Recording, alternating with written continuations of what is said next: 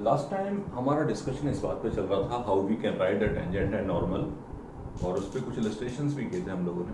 अभी हम कुछ और प्रॉब्लम्स करने जा रहे हैं जिससे कि हमारी डिस्कशन में इजी हो जाएगा, हमारा समझना और आसान हो जाएगा। मैंने एक क्वेश्चन लिखा है यहाँ पे, curve this touches x axis. अब कोई कर्व एक्सिस को टच करता है, ठीक है ना, कोई कर्व एक्स एक्सिस को टच करता है, इसका मीनिंग एक ही है कि एक्स एक्सिस उसकी टेंजेंट है, ठीक है ना।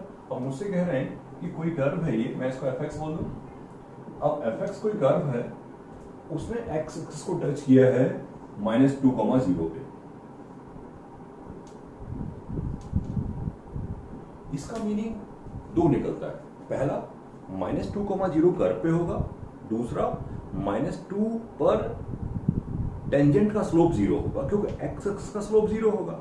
तो -2 कर्व पे होगा, ये क्लियर हो गया कि f ऑफ -2 0 है। दूसरा ये क्लियर हो गया कि f ऑफ f डैश -2 भी 0 होगा। करेक्ट पॉइंट है, ये बात भी समझ में आनी चाहिए। तीसरा पॉइंट ये है, आगे कुछ और लिखा है, and cuts by axis. By axis पे कोई कर्व जहां भी कट करेगा, सॉरी बाई एक्सिस यहां तरफ बनेगा कहीं, बाई एक्सिस पे कर्व जहां भी कट करेगा वो पॉइंट होगा 0, समथिंग, और उस पॉइंट पे ग्रेडियंट की वैल्यू 3 है। ग्रेडियंट का मीनिंग भी स्लोप होता है, ग्रेडियंट का मीनिंग भी स्लोप से ही होता है। तो इसका मतलब 0 पे ग्रेडियंट 3 है। मैंने आपको सफिशिएंट 3 इक्वेशन दी प्रॉब्लम सॉल्व करने के लिए। आगे मैकेनिकल प्रोसेस है, we can solve definitely, but एक बेसिक बात बताई कि -2,0 कर्व पे होगा, -2,0 पर स्लोप की वैल्यू 0 होगी, और 0 पर ग्रेडियंट 3 है, यानी कि स्लोप 3 है। बाकी तो फॉर्मेलिटी है, तो हम सॉल्व कर सकते हैं। मैं सॉल्व करता हूँ। -8a + 4b - 2c + 5 = 0। Next derivative, f dash x की वैल्यू रही होगी कितनी, 3ax² + 2bx, नीचे लिखता हूं अननेसेसरी कंफ्यूजन क्रिएट ना हो जाए। f डैश x की वैल्यू होगी 3ax² + 2bx + c, -2 पे डेरिवेटिव भी 0 है, तो 12a - 4b + c 0 है। इक्वेशन नंबर सेकंड और बात कर लेते हैं। 0 पर डेरिवेटिव 3 के बराबर है, यानी कि c3 होगा। डन, c3 हो गया, तो 12a - 4b, ये -3 के बराबर है, यहां पे प्लेस कर दीजिए वैल्यू, तो -8a + 4b, -8a + 4b, ये 1 के बराबर होगा, और डेफिनेटली इन दोनों को ऐड कर देंगे तो 4a = -2, ये आता है -12, ठीक है। a -12 उठा के यहाँ प्लेस कर दिया, a -12 उठा के यहाँ प्लेस कर दिया, तो बेसिकली आ जाएगा -6 - 4b = -3, तो 4b आएगा -3 और b आएगा -3/4। खैर, ये सब मैकेनिकल प्रोसेस था, लेकिन यहाँ पर ये समझ लिया हमने कि बेसिकली कर्व एक्सिस को टच करता है, तो वहां पर कैसे कैसे डिस्कशन किया गया है, ठीक है। लेकिन यहां पर एक पॉइंट अच्छा सा है, वो हमें समझना चाहिए। अच्छा सा पॉइंट समझने वाला ये है कि कर्व एक्सिस को टच करता है। मैं बेटर रहेगा कि मैं तुमसे ये बात करूं कि अगर कोई भी एक कर्व दूसरे कर्व को टच करता है, तो basically what conditions we should apply. सुनना, अब मुझसे कभी किसी ने कहा fx और gx टच कर रहे हैं, मुझसे किसी ने कहा fx और gx टच कर रहे हैं। अब इस टच करने की कंडीशन क्या होगी? पहले मैं x की बात चल रहा था, फिर सोचा मैंने कि किसी की भी बात करते हैं, क्या फर्क पड़ता है, बात तो एक ही है, दो कर्व टच कर रहे हैं। अब दो कर्व टच कर रहे हैं, इसका मीनिंग क्या है वो समझो। इसका मतलब ये है कि उनके कॉमन पॉइंट पे उनकी टेंजेंट सेम होगी, उनके कॉमन पॉइंट पे उनकी टेंजेंट सेम होगी। तो कंडीशन क्या लगाओगे? कंडीशन ये लगाओगे, अल्फा बीटा ये पॉइंट है, अल्फा बीटा इसको भी सेटिस्फाई करेगा और अल्फा बीटा इसको भी सेटिस्फाई करेगा।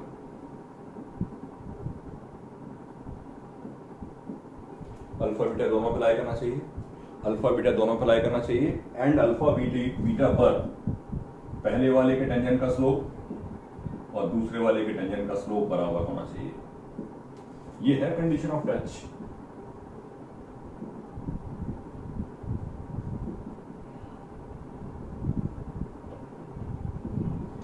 चाहे वो कोई भी कर्व हो, लाइन हो, कोई कर्व हो, मैटर नहीं करता। जब भी कभी मुझसे कोई कहेगा this curve touches this curve, ये कर्व इस लाइन को टच करता है या ये दोनों कर्व टच करते हैं, ये तीन बातें समझनी पड़ेगी। वो जो पॉइंट है वो दोनों कर्व पे लाई करना चाहिए और उस पॉइंट पर दोनों के स्लोप की वैल्यू बराबर होनी चाहिए। देन वी कैन कंफर्मली से दिस कि वो कर्व आपस में क्या करते होंगे, टच करते होंगे। तो जस्ट एक्स एक्सिस से बात स्टार्ट हुई थी, एग्जांपल मेरे सामने आया तो इसको हम लिख सकते हैं, हमारे लिए काम की बात है कि ये कंडीशन ऑफ टच हो गया। अगर दो कर्व टच कर रहे हैं तो टच करने की कंडीशन की बात होगी, तो आप इसको हमेशा लगा सकते हो। करेक्ट पॉइंट है। और एक दो एग्जांपल देखते हैं हम लोग। टच करने वाली बात पे और कमेंट करना चाहिए, मुझे लगता है टच करने वाली बात पे और एक बार डिस्कशन कर लेना चाहिए।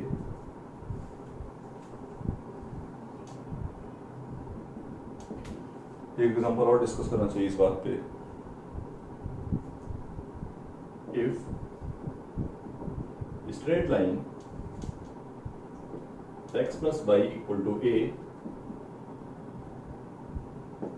touches the curve x square upon 9 plus y square upon 16 equal to 1, then find a।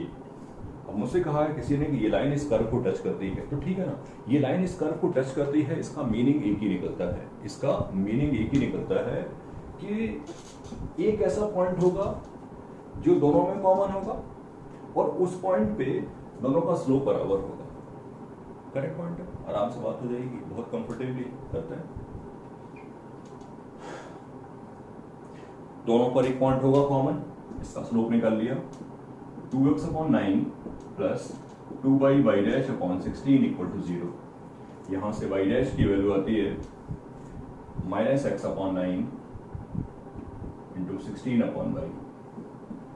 ये है स्लोप की वैल्यू, ठीक है ना।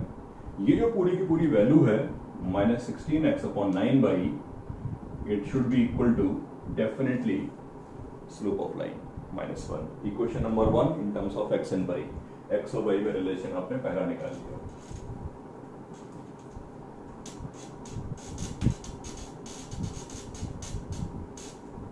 ठीक है, यहां से y की वैल्यू आ जाती है 16x अपॉन 9, इक्वेशन 1। इसको यहां यूज कर लीजिए, x square upon 9 plus 1 upon 16 into y square, 16 square x square upon 81 equal to 1। एक 16 कैंसिल कर लिए, x square I can say 25 x square upon 81 equal to 1। यहाँ से एक्स की वैल्यू आती है plus minus 9/5।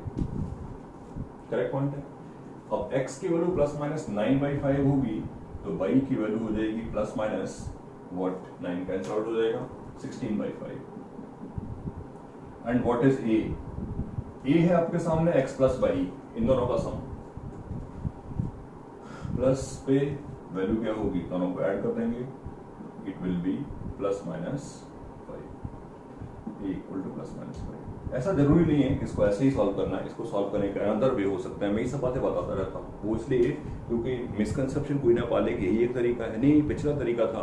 We know that ये ellipse है, ये एलिप्स है, और हमारे पास एक कंडीशन ऑफ टेंजेंसी हुआ करता था जो कि बेटर अप्रोच है, जो कि बेटर अप्रोच होगी। बेटर समझ मतलब इजी, याद तो रखना पड़ेगा। इसका एडवांटेज ये है कि आपको कुछ भी याद रखने की जरूरत नहीं है, बेसिक बात है। इसका स्लोप इसके स्लोप के बराबर होगा और पॉइंट कॉमन होगा, मेरी बात हो गई। पिछले वाले कंसेप्ट सॉल्व करना है तो आपको ये बात याद रखनी पड़ेगी कि कंडीशन ऑफ टेंजेंसी हुआ करता था, इसका अपना एडवांटेज है। कंडीशन ऑफ टेंजेंसी हुआ करता था C square equal to A square M square plus B square. m1 है, C square equal to 9 16 answer. तो बस यहां सोचने वाली बात है कि we have to remember this result, हमें ये रिजल्ट याद होना चाहिए। और अगर याद नहीं है तो डेरिवेटिव करना चाहिए, डेरिवेटिव से बात हो पाएगी। तो कंडीशन ऑफ टच भी समझना था, ठीक है ना। कोई एक कर्व लेके चलते हैं और डिस्कशन की बात करते हैं, ठीक है ना।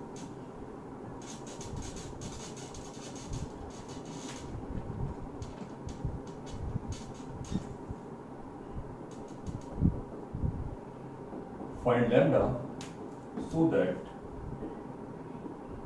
curve y equal to ln x and y equal to lambda x square touch each other। अब मैंने ये कहा है कि लैम्डा की वैल्यू बतानी है जिससे कि कर्व आपस में टच करता हूं, और टच करने वाली कंडीशन मैं तुम्हें समझा चुका हूं, और टच करने वाली कंडीशन क्या थी ये हमारी नॉलेज में अब अच्छे तरीके से है। बहुत कंफर्टेबली काम कर सकते हैं, बहुत ब्यूटीफुली, राइट। लगाता हूं, आराम से बात होगी। ये ln x है, अभी अपवर्ड है डाउनवर्ड है पता नहीं, ऐसा कुछ रहा होगा होपफुली, ठीक है ना, या कट करता होगा या डाउनवर्ड होगा, don't know, no idea about it. इस बारे में कोई आइडिया नहीं है और मुझे आइडिया लेना भी नहीं है, ठीक है ना, तुमको भी नहीं लेना है। तुमको ये समझना है कि कंडीशन ऑफ टच क्या होता था। इस पॉइंट को अल्फा बीटा बोल दिया, अल्फा बीटा दोनों पर लाई करेगा, बीटा इक्वल टू आ जाएगा लैम्डा अल्फा स्क्वायर और बीटा इक्वल टू आ जाएगा ln अल्फा। पिछले वाले क्वेश्चन में अल्फा बीटा नहीं लिया था, एक्स बाई को ही रहने दिया, आप भी एक्स बाई को ही रहने दोगे तो एक ही बात है, क्योंकि अल्फा बीटा का कोई काम नहीं है। आपको बस समझना ये है कि वो जिस पॉइंट की आप बात कर रहे हो, जिस पॉइंट की आप बात कर रहे हो वो कॉमन पॉइंट है। अल्फा बीटा लिखो, गामा डेल्टा लिखो, एक्स वाई लिखो, एक ही बात है, क्योंकि आप एक ही पॉइंट पे बात कर रहे हो, उस पॉइंट पे जहां वो टच कर रहे हैं, जहां पर वो टच कर रहे हैं। दैट्स वाई पहली कंडीशन, दूसरी कंडीशन, तीसरी कंडीशन एक और, इसका स्लोप ऑब्वियसली 1 बाई अल्फा, इसका स्लोप 2 लैम्डा अल्फा। सॉल्व तो आप कर ही लोगे, सॉल्व करने का मैटर नहीं है, बस कंडीशंस पे स्ट्रेस करना है। कंडीशन लगा दी, तीनों कंडीशन लग चुकी है, मेरी बात खत्म है, कोई डिस्कशन नहीं है, आराम से बात आ जाएगी। इसको सॉल्व कर लीजिए, लैम्डा आपको मिल जाएगा, ठीक है ना। मुझे देखना पड़ेगा कैसे बात होगी। ये 1 equal to 2 alpha square lambda, alpha square lambda की वैल्यू बीटा है, तो बीटा आ गया कितना, हाफ। बीटा हाफ आया, बीटा हाफ आ गया, तो अल्फा की वैल्यू आ जाएगी ln alpha equal to half. ये हो जाएगा कितना, अल्फा हो जाएगा root E. What is lambda, lambda है आपका beta upon alpha square, lambda है beta upon alpha square, alpha square ई।